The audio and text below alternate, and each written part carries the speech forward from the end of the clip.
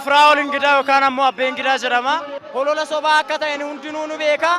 Kanaafuu holola sabaa kanarraa of eeguu qaba. Teknooloojiin akkuma isa ofetti deemuu qaba.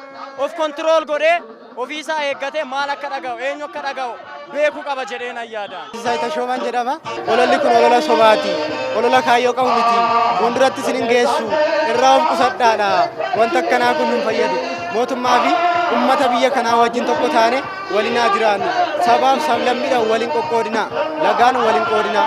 Tokko taane wajjin haa jiraannu jedha. Haannaa Taddasa jedhama. Marrajaa sobaa kan kennani kuni mangistiin qabee isaan qixaati kan isaan irratti tagabba. Maali?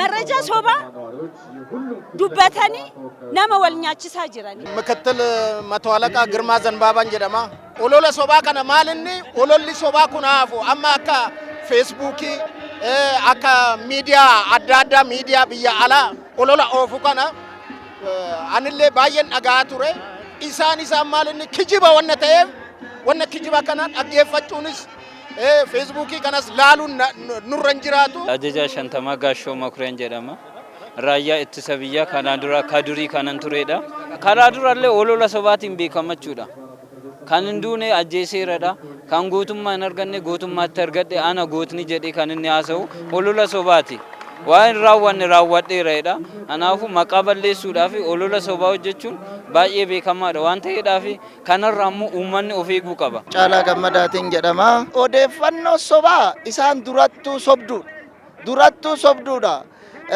har'as immoo walloo kana goone finfinnee qabanne suuraa isaanii jedhanii lola ololoo tokko himaa dhufanii kun immoo akka sabee akka soba ta'e miidiyaan keenya kunis ummata keenyatti dabarsee soba ta'uu fi finfinneen jechaan kana kunoo annuura ishiitirra jirranui maqaa shanee fi maqaa waan adda addaatiin olola adda addaatiin wal qoqqoodame dargaggeessi keenya aarsaa kaffalaa jira. Oduu sobaatiin aarsaa kaffalaarti haadholiin keenya aarsaa kaffalaa jiru. Waan isaan nu gochaa ba'an qeerroo keenya waan isaan gochaa ba'an ni beeka. Amma immoo abawoon shaneen diina Oromoo akkasumas irra darbee immoo diina Itoophiyaa kan ta'etti dhaqee itti galuunsa baay'ee na gaddisiiseera baay'een gaddi. Dabalee Haftasillaaseen jedhama. Shaneen waggaa 17 waggaa wayyaaneen nu caccabsu ol nu garafsiisu san eessa dhaqa? Har'a eessaa dhufeen nu dhaabbata? Eessaa dhufeen nu dhaabbata? Eessatti beekna? Waggaa 17 sana waggaa wayyaaneen nu garafu ona gadhee achi fachi nu naannessu san gizee san eessa dhaqa? Har'a eessaa dhalate? Amma Ameerikaanii wanni ishiin nurraa dhaabbachuutu irra jira jennu nuti kan wal dhabee ilmaan haadha takkaati. Nuti wal dhabne isaan iddoo keenya seenaniif natu sii beekaa kunis haa bulchu kunis hin bulchini jechuun sirni garboomaa garbinnata har'a fudhannu. Harkattiin kennu Itoophiyaan harkan kennu Xaaliyaan illee balleessee jira. Oma waan nutti hafu hin qabu. Maaqaba buusee kan godhe oma waan dhaabe qamadii daanoo nyaateen nutti hafa malee oma nurraa nama. Waggaa 17 dargiin ijaaruu agarsiisin ture.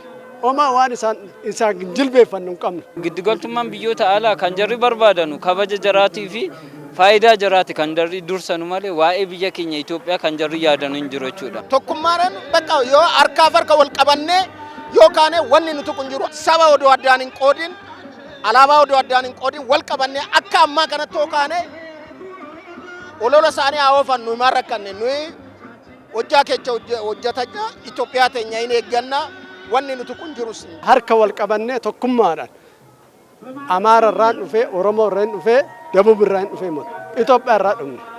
Nuunis Itoophiyaadha jiraannus Itoophiyaadha. Itoophiyaadha wal qabannee dhaabbanna harka tokko. Bakka jirrutti tokkummaa keenya jabeessuu qabna. Sanyiidhaan wal qooduu hin qabnu. Sanyiin kan ta'uu qabu midhaaniif malee namaaf miti. Nuyi dhaloonni jirru hunduu dhaloonni guutuu abbaa keenya addaamiif waan irraa kan dhufne waan ta'eedhaaf sanyummaadhaan wal qooduu hin qabnu.